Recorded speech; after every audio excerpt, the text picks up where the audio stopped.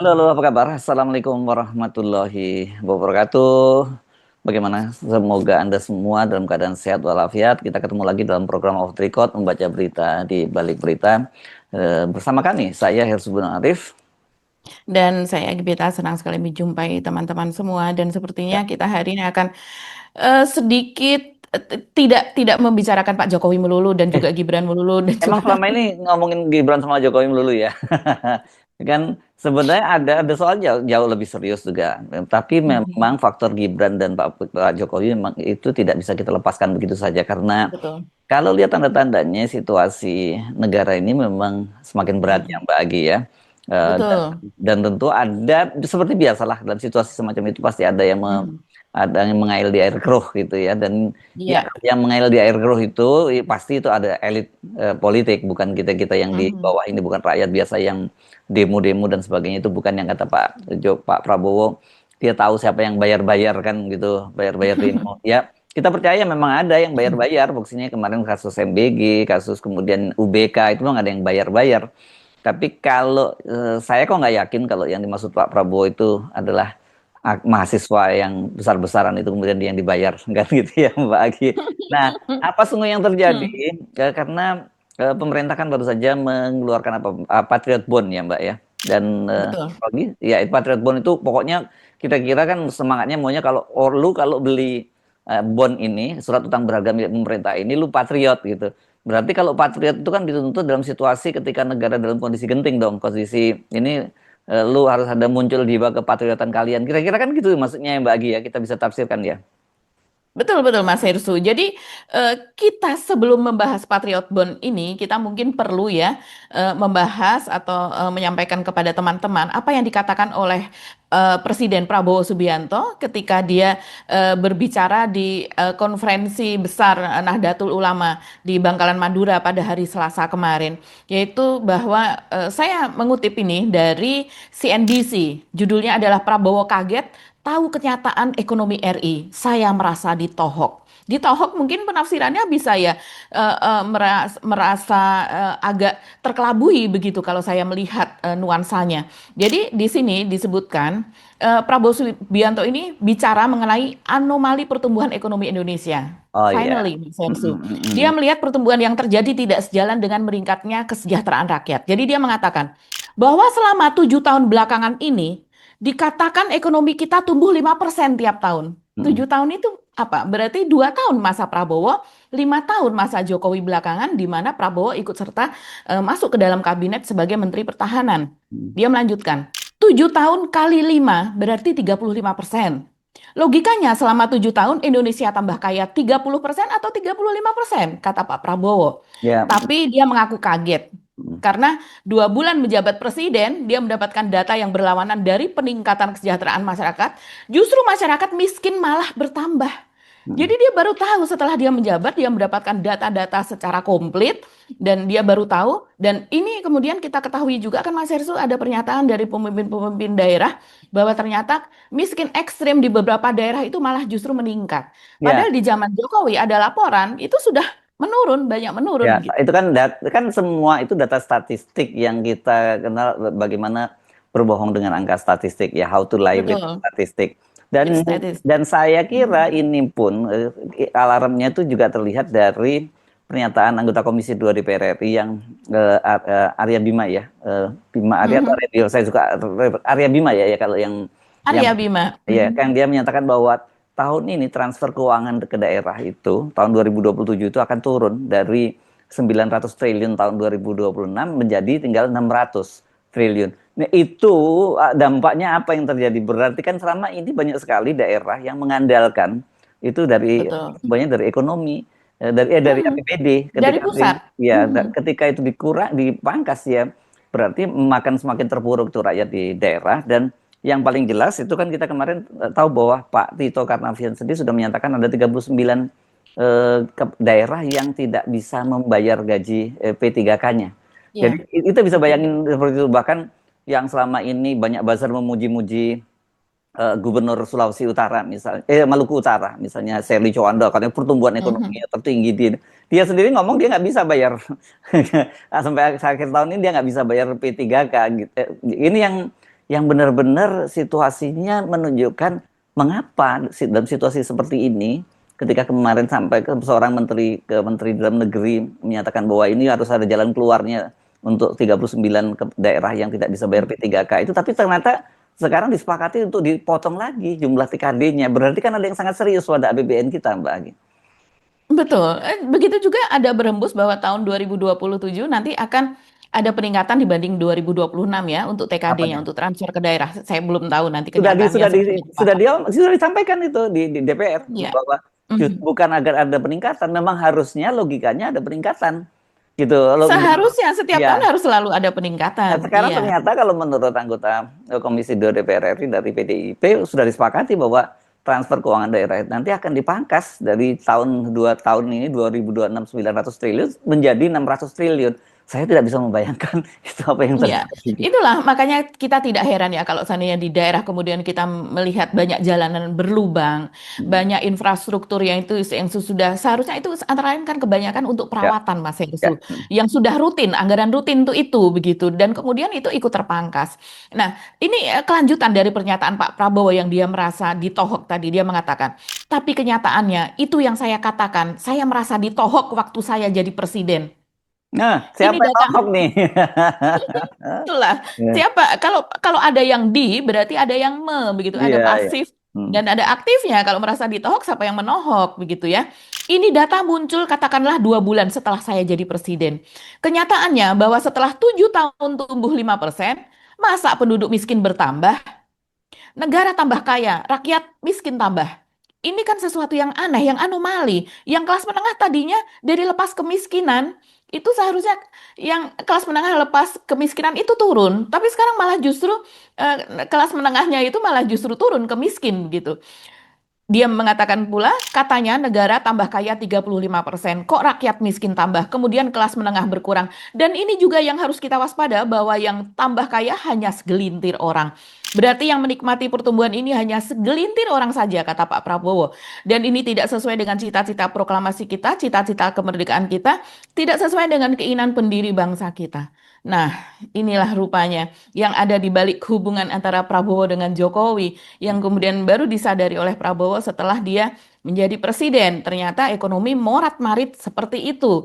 Nah, ini kemudian kita kita coba menuju ke penerbitan Patriot Bond itu tadi ya Mas Hersu. Dan ini Patriot Bond itu sebetulnya kan sudah diterbitkan mulai tahun lalu, tahun 2025. Yang dimana ketika itu disebutkan bahwa terjadi oversubscribe lah terhadap pembelian Patriot Bond ini. Dan yang paling banyak membeli itu adalah grup Jarum. Setelah Saya itu saya agak sensitif kalau dia ngomongin oversubscribe itu. Saya ingat pada seseorang yang seseorang yang mengatakan itu. iya. Iya, tapi klaimnya pada tahun 2025 itu terjual sebanyak 50 triliun. Ini jumlah yang sangat besar ya, cukup besar Ya, untuk tapi kalau sebuah dibandingin dengan MBG ya, obligasi utang. kalau untuk Tapi kalau dibandingin untuk MBG ya hanya 50 hari.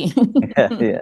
Begitu. Terus, Jadi ya memang ini sudah kalau kita melihat skemanya kenapa harus diterbitkan ini ya Mas Hersu, ini antara lain memang ada nuansa untuk mengejar koruptor, mengejar pengemplang pajak gitu tanpa melakukan tax amnesty karena ini bau-baunya kan seperti pengampunan pajak, seperti tax amnesty. Tapi coba kita lihat bagaimana skemanya sehingga ini kemudian banyak sekali. Beberapa hari terakhir ini sejak ini mencuat sekitar 4 hari yang lalu ini rame betul di X, di Instagram, di berbagai platform, di thread apa dan sebagainya. Ini rame sekali komentar tentang Patriot Bond dan Merah Putih Bond. Ini berbeda. Jadi Danantara akan menerbitkan 2 obligasi atau surat utang tersebut, di mana Patriot Bond itu dengan kuponnya itu sekitar 2% ya, interestnya. Dan kemudian untuk Patriot Bond 3% dan kemudian Merah Putih itu 2%. Jadi coba kita lihat, ini yang sudah membuat grafisnya itu akun dari Ngomongin Uang. Saya suka melihat akun ini karena impresif dan mudah, sangat mudah untuk anak-anak muda. asal, Biasanya asal mereka, jangan kemudian berubah jadi buzzer aja ya. Soalnya kan ada ya, yang biasa ini Mbak yang Agi kemarin tonton. itu diklaim Mas Hersu. Ya, Ini salah satu homeless apa namanya Kompas Media. homeless media yang kemarin itu diklaim dan dia menolak karena dia tidak masuk ke dalam dalam apa namanya perkumpulan atau apa pertemuan itu yang dikatakan kemudian mensepakati mereka membentuk sebuah kelompok apa dan sebagainya. Oke. Sediakan waktu Anda kurang dari 2 menit, saya akan menjelaskan dengan sederhana mengenai pengaturan Patriot Merah Putih Bond yang lagi rame. Yang pertama, aturan ini disisipkan dalam Undang-Undang P2SK nomor 4 tahun 2006, yaitu khususnya di pasal 50A. Yang kedua, yang bikin rame adalah terdapat jaminan bahwa transaksi pembelian Patriot Merah Putih Bond itu dibebaskan dari tuntutan pajak. Nah, konteksnya dalam hal ini adalah pembeliannya ya, bukan pembeli. Sederhananya begini analoginya. Ketika Anda membeli rumah, ya, kemudian rumahnya sudah legal, sudah dijamin sama negara, bukan berarti kalau Anda melakukan tindakan pidana pencurian, maka Anda dibebaskan dari seluruh tuntutan gitu loh. Sehingga yang diproteksi dalam konteks ini hanyalah atas transaksi investasi di Patriot Bond-nya saja gitu. Tetapi memang ini akan ada celah. Celahnya apa?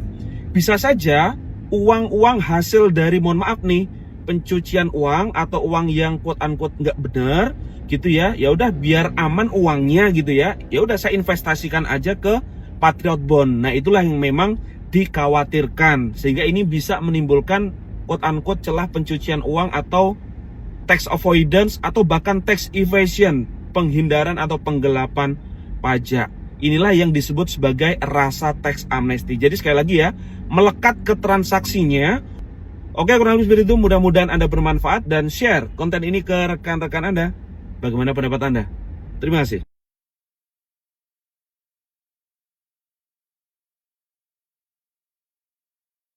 Di sini saya lihat, coba, aturan revisi Undang-Undang P2SK. P2SK ini pengembangan dan penguatan sektor keuangan. Jadi Undang-Undang tahun 2023 itu kan kemarin direvisi.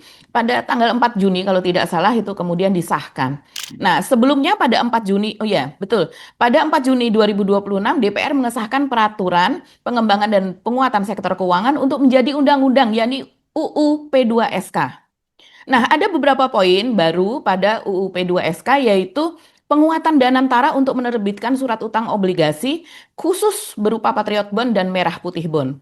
Dalam ketentuannya disebutkan bahwa negara memberikan perlindungan hukum khusus bagi investor yang membeli instrumen tersebut di pasar primer. Artinya mereka adalah pembeli pertama begitu ya ketika itu dikeluarkan. Investor akan kebal pidana umum, pajak dan perdata, pertanyaannya seperti itu. Pasal 50A, terutama yang disorot adalah pasal 50A, ayat 5 berbunyi, negara menjamin dan melindungi pembelian instrumen surat utang khusus dari penuntutan secara pidana umum. Jadi mereka yang membeli di pasar primer, maka mereka akan dilindungi oleh negara dan dijamin oleh negara terhadap penuntutan secara pidana umum. Pidana khusus termasuk di dalamnya pidana perpajakan dan dari gugatan secara perdata. Luar biasa ini Mas Hersul. Klausul ini dikhawatirkan bisa disalahgunakan menjadi mesin pencucian uang atau money laundering yang menjadi legal di mata negara. Negara tidak secara eksplisit menyebutkan akan melindungi pembeli, tapi pembeliannya, prosesnya, uang yang dimasukkan ke situ, uang yang diinvestasikan untuk membeli obligasi tersebut, maka tidak perlu menyebutkan asal-usulnya. Tidak akan ditelusuri. Seperti kita ketahui, kalau kita menabung di bank, ya ada beberapa bank yang menerapkan lain-lain, tapi biasanya di atas 100 juta. Kalau kita menyetor uang 100 juta, kemudian kita mengisi formulir, kita ditanya asal uang dari mana, dan sebagainya, dan kemudian dan bank biasanya kalau dia makin curiga, makin besar asal uangnya, dia berhak untuk menanyakan misalnya bukti-buktinya apa. Jadi kalau kita menjual rumah ataukah berasal dari warisan apa dan sebagainya, itu bisa kita perlihatkan. Makanya kalau kita memiliki transaksi besar seperti itu, sebaiknya kita simpan itu nota-nota tersebut gitu. Dan di sini negara tidak secara eksplisit akan melindungi, menyebutkan akan melindungi pembeli, tapi pembeliannya itu tadi. Dan kemudian ketika negara memberi janji tidak akan mempermasalahkan asal-usul suatu aliran dana, maka akan muncul kekhawatiran bahwa negara sedang menghilangkan fungsi pelacakan aset atau aset tracing yang bisa saja jauh lebih merugikan negara itu sendiri. Ya, Pelaku ya. kejahatan keuangan seolah tidak perlu lagi mencuci dan memutar uangnya dengan cara tradisional. Jejak aliran dana mereka seolah bisa diputihkan hanya dengan membeli obligasi khusus di pasar primer yang dikeluarkan oleh Danantara tersebut. Mm-mm. Dan ya, tadi disebutkan tidak perlu memutar uangnya dengan cara tradisional. Bagaimana cara memutar uang secara tradisional pada kasus money laundering atau money laundering, Mm. yaitu misalnya dengan misalnya dari uang judol, kita bandar judol, misalnya saya bandar judol, dan kemudian bagaimana ini kalau langsung saya masukkan ke dalam tabungan, saya investasikan sesuatu, itu akan menimbulkan kecurigaan. Mm. Maka kemudian kita menginvestasikan ke sektor-sektor yang produktif, masukkan ke restoran, kita membuka restoran, atau kita membuka usaha perdagangan apa dan sebagainya. Dan berapapun, walaupun restoran itu merugi, karena ini dananya juga dana haram, misalnya uang itu hanya nanti kembali 70%, 50%, itu tapi sudah bersih uangnya, sudah selesai, Mm. udah dicuci, begitu Ya, kan kalau sekarang istilahnya. ini ada instrumen yang legal banget gitu ya. Jadi mau seberapa gede semakin bagus, semakin patriotik itu dong jadinya ya. Ya, itulah yang kemudian dipersoalkan oleh para konsultan pajak, dipertanyakan begitu ya Mas Hersu. Saya sendiri tidak berani menyatakan demikian begitu. Karena ini jadi serba abu-abu ya kalau kita melihat demikian. Semangat dari Patriot Bond itu, dikatakan Patriot ini kan semangat gotong royong Mas Herusu tadinya. Yaitu bahwa dengan masyarakat membeli bond tersebut, membeli obligasi atau surat utang tersebut, maka kemudian kita berarti ikut membangun negara ini. Ya. Karena negara membutuhkan investor, salah satunya investornya adalah kita dengan membeli surat Ya. utang itu, Tapi misalnya dengan Ya, tapi saya kira pemerintah tahu kok siapa yang akan membeli itu dan dari segmen mana. Itu kalau disebut rakyat sebenarnya ya rakyat yang mana begitu karena sudah data-data jelas. data dari perbankan kan bisa dicek itu berapa sih yang punya uang itu berapa persen yang punya uang berapa miliar ke atas berapa persen dan kemudian yang angkanya berapa itu udah terlihat dan kecenderungannya sekarang yang kelas menengah ke bawah itu angkanya kan semakin menurun. Jadi kalau toh disebut ini untuk supaya rakyat ikut untuk menjadi apa menyumbang berarti sebenarnya bukan. Ini targetnya bukan itu. Targetnya ya banyak ya kali duit-duit yang kita sebut sebagai katakanlah under table money lah gitu ya Mbak Agi kalau kita nggak mau Iya, sebut terutama bahwa duit-duit yang di luar negeri tidak ya, berani dimasukkan ke Indonesia karena nanti akan terkena pajak dan ya sebagainya, walaupun saya terkena saya berbagai meragukan itu peraturan. ya. Saya agak meragukan Iya, itu walaupun situasinya walaupun diberi jaminan seperti itu kan mereka ini kan berbicara soal kepastian hukum di masa ke depan dan kedua juga soal bagaimana prospeknya dari uang itu kan mereka berpikirnya kan seperti itu yang penting paling penting mereka iya. aman uangnya walaupun ada janji. Yang penting aman. Kalau prospeknya nggak ada prospek, Mas Hersu. Hmm. Karena dengan interest atau bunga hanya 2% atau tiga Ya. persen itu sama saja meminjamkannya secara cuma-cuma. Mhm. Sementara untuk surat SBN yang lain begitu, surat berharga negara yang lain yang selama ini ori berapa itu kan bunganya itu sekitar 5 sampai 6%. Ya. Jadi bunganya sangat tinggi, termasuk yang tertinggi di wilayah di antara negara ASEAN termasuk yang tertinggi. Ya. Sementara yang lain-lain ada yang hanya 1, 2, seperti itu. Jadi ini memang orang yang menginvestasikan di sini bukan menyasar untuk bunganya. Tapi tentu negara juga akan, kalau saya rasa tidak perlu diucapkan, tapi negara akan memberikan kompensasi dalam bentuk yang lain kepada para pengusaha ini, kan seperti itu. Ya karena Jadi ya akan ada, aturannya kan tadi jelaskan Mbak Agi tadi bilang bahwa dia tidak akan kena ketentuan pidana, perdata, kemudian juga itu tidak akan kena undang-undang perpajakan juga nggak akan kena kan yang betul. selanjutnya. Ya. Tapi yang berkaitan dengan uang yang dia investasikan ya. Iya, iya, Kalau iya. di luar uang yang diinvestasikan, dia memiliki bisnis yang lain, ya itu tetap Ya. bisa dikejar begitu. Hmm. Tapi makanya mereka pengusaha, kabarnya saya belum tahu ya Mas Esu ini aturan yang spesifiknya seperti apa. Tapi katanya sekitar ketentuannya untuk pembelian bond ini sekitar 500 miliar sampai dengan 3 triliun. Itu artinya memang orang-orang yang sangat-sangat spesifik, Iya. segmented, itu yang dapat membeli Patriot Bond atau Merah Putih Bond ini. Halo teman-teman, kabar baik teman-teman ya. Teks amnesti jilid ketiga resmi dimulai ya, dan ternyata teks amnesti jilid 3 ini adalah teks amnesti plus ya, luar biasa, lebih hebat, lebih canggih, lebih ajaib daripada TA yang kemarin ataupun PPS yang kemarin ya. Jauh lebih keren, jauh lebih bagus ya PPS, TA dan PPS itu nggak ada apa-apanya ya. Tapi namanya beda, namanya TAJ3 kali ini adalah Patriot Bond ya, Patriot Bond, luar biasa Danantara, luar biasa Pak Prabowo ya. Teman-teman, gue akan share ke teman-teman semua bagaimana ceritanya gue mengatakan ini adalah teks amnesti jilid 3 ya, Patriot Bond ini ya. Nah, kita lihat beritanya ya. Jadi ini adalah berita dari berita dari Kontan kalau nggak salah ya. Ini tanggal 22 Juni 2026 ya. Jadi celah moral hazard surat utang khusus Danantara. Ya, omong kosong lah ya, kita nggak usah bahas moral-moral lah ya. Kita bahasnya cuan-cuan teman-teman ya, duit-duit yang kita bahas ya. Nggak usah bahas moral lah ya. Negara apa itu bahas moral ya? Nggak usah. Kita bahasnya duit sekarang ya. Oke. Jadi teman-teman mungkin udah tahu ya di mana-mana lagi ribut hari ini mengenai Patriot Bond. Jadi Patriot Bond itu ada di Undang-Undang Nomor 4 Tahun 2026 ya mengenai P2SK penguatan sistem keuangan. Jadi ada pasal 50A ya di ayat 1, 2, 4, kemudian 5, 6, 9. Oke. Ayat 1 mengatakan bahwa Badan Pengelola Danantara itu diatur undang-undang yang mengatur bla bla bla. Di nomor 2 adalah di pasal 50A ayat 2 surat utang dimaksud ayat 1, maksudnya Danantara boleh ngeluarin surat utang. Di ayat 1-nya adalah surat utang itu adalah boleh surat utang, boleh juga surat utang khusus, termasuk Patriot Bond dan Merah Putih Bond ya. Intinya Patriot Bond lah ya. Intinya kita udah tahu lah maksudnya ya. Nah, pasal 4, ayat 4, setiap pembelian surat utang tadi ya, di mana pasal sesuai dengan pasal ayat 2 tadi, jadi antara surat utang maupun Patriot Bond maupun Merah Putih Bond, setiap pembelian surat utang tersebut adalah merupakan transaksi yang sah pada sistem keuangan nasional. Clear? Ayat 5. Negara menjamin dan melindungi pembelian instrumen surat hutang tersebut ya dari penuntutan pidana umum, pidana khusus termasuk pidana pajak dan dari gugatan secara perdata. Intinya bebas teman-teman ya, bebas ya. Ini adalah safe haven country ya, negara safe haven. Kita ini lebih hebat daripada apa tuh?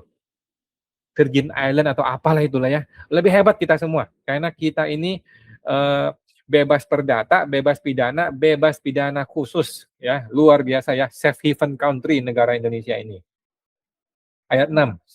Data dan informasi dari kegiatan pembelian tadi ya, kan tadi dia bilang menjamin melindungi pembelian instrumen itu ya. Data informasi sehubungan dengan pembelian tersebut tidak dapat dijadikan dasar pengenaan pajak dan tidak dapat dijadikan bukti hukum di pengadilan manapun, teman-temannya, pengadilan manapun ya. Jadi masih banyak orang bertanya, nanti kalau gue beli Patriot Bond, kalau gue kena SP2DK pemeriksaan gimana?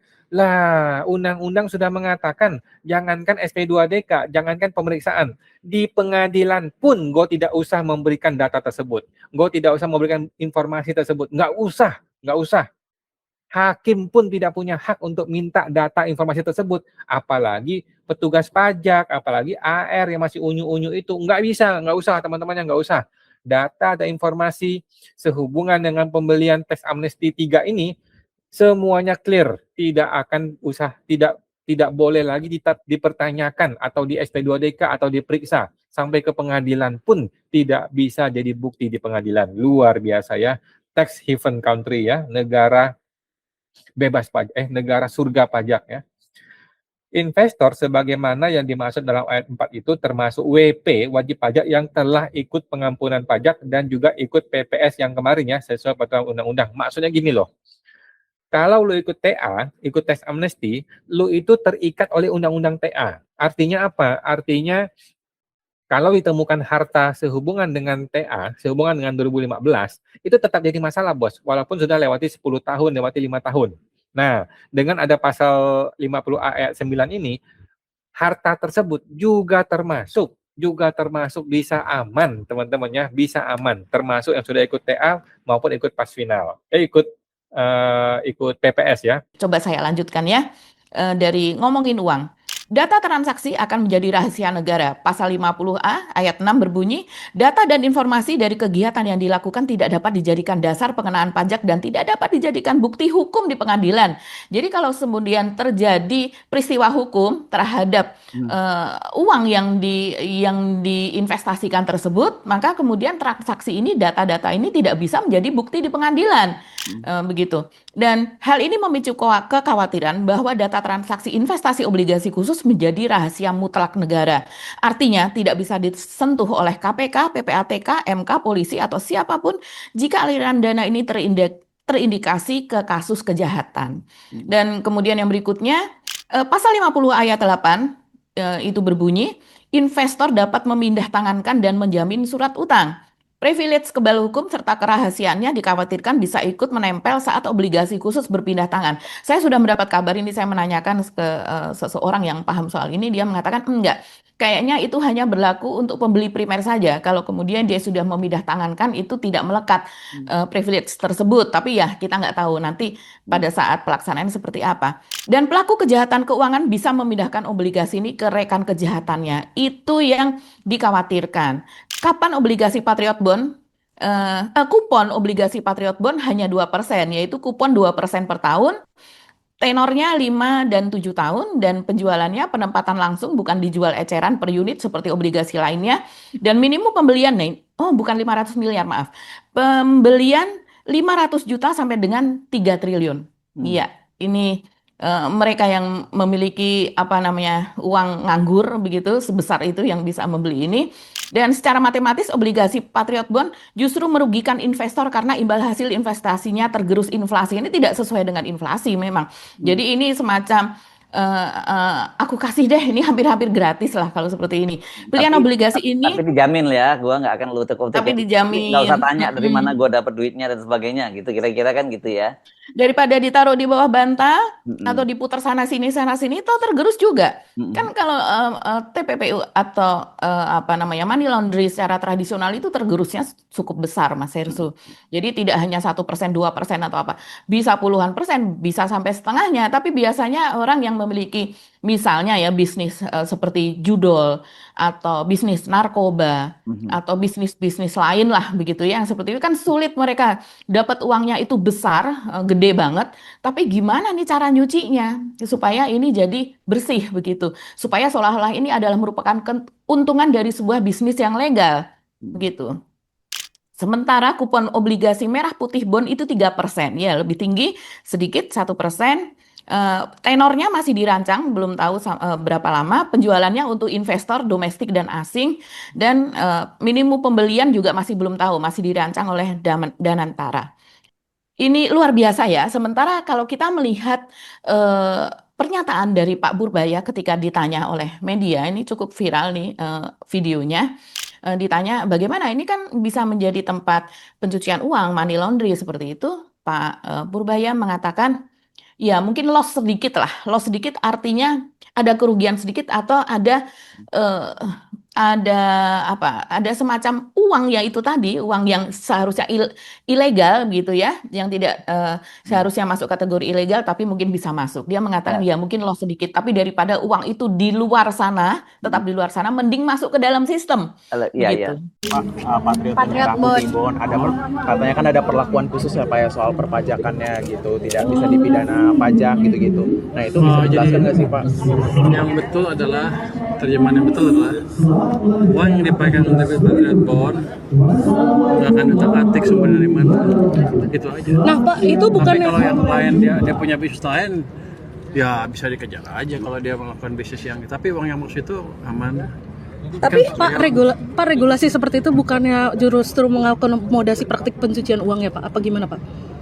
Daripada uangnya di luar terus, biar dia masuk ke sistem, ya emang ada loss sedikit, tapi menurut saya sih dampaknya kan uangnya masuk ke ekonomi kita bisa pakai untuk membangun. Pak itu kan disebutin ini Pak bebas pidana pajak, itu gimana Pak nanti kalau emang dia punya kesalahannya Pak? Uang yang masuk aja yang diamankan, yang di luar mah terserah. Termasuk yang hasil tax amnesty dan PPS ya Pak ya, program pengungkapan sukarela. Kalau di klausul di salah satu pasal, di salah satu ayatnya kan disebutkan ya Pak ya. Nah, pokoknya yang masuk ke situ uangnya aman gitu kira-kira. Ini jadi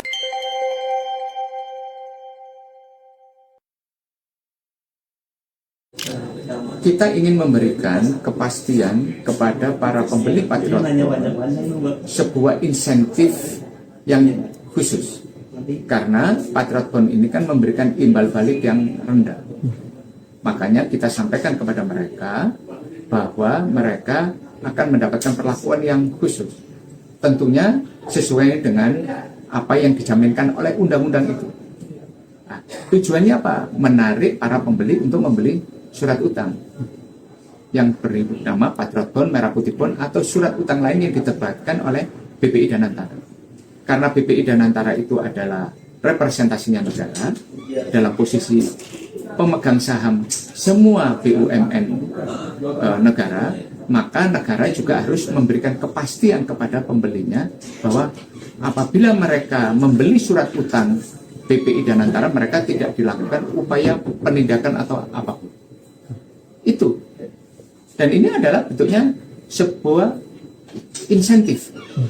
Dan kita sebutkan secara kuat, secara bold di dalam undang-undang. Kalau menurut saya sebenarnya justru lebih menarik mengapa pemerintah melakukan langkah semacam itu, gitu loh Mbak Agi. Karena jelas seperti yang tadi banyak sekali saya juga membaca, mereka yang mencurigai itu bagian dari itu. Tapi saya kira ini soal pragmatisme dari pemerintah situasinya, karena dalam situasi sekarang kan untuk mencari ini kan fiskal itu harus distabilkan, dan untuk mendapatkan pinjaman itu kan juga tidak mudah sekarang. Saya nggak tahu kemarin Pak Purbaya pergi ke Cina dapat berapa pinjamannya? Kalau nggak salah berapa ya? Sekitar 300-an atau berapa angkanya?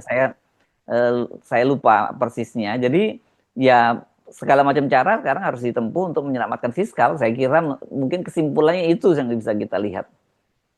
Iya, Mas Her, situasi sekarang memang sedang tidak baik-baik saja, sangat tidak baik-baik saja.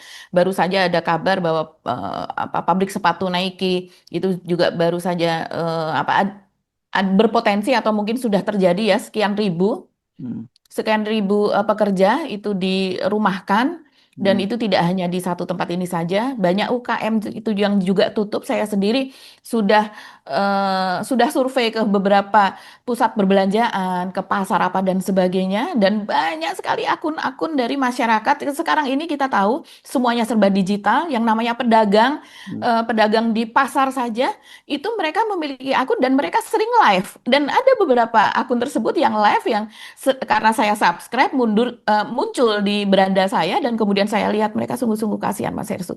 Ini sampai dengan sudah jam 7 pagi, ini sudah jam 8 pagi. Dagangan saya masih seperti ini. Bahkan di pasar induk pun, ini mana orangnya? Mereka mengambil gambar dan tidak ada pembeli.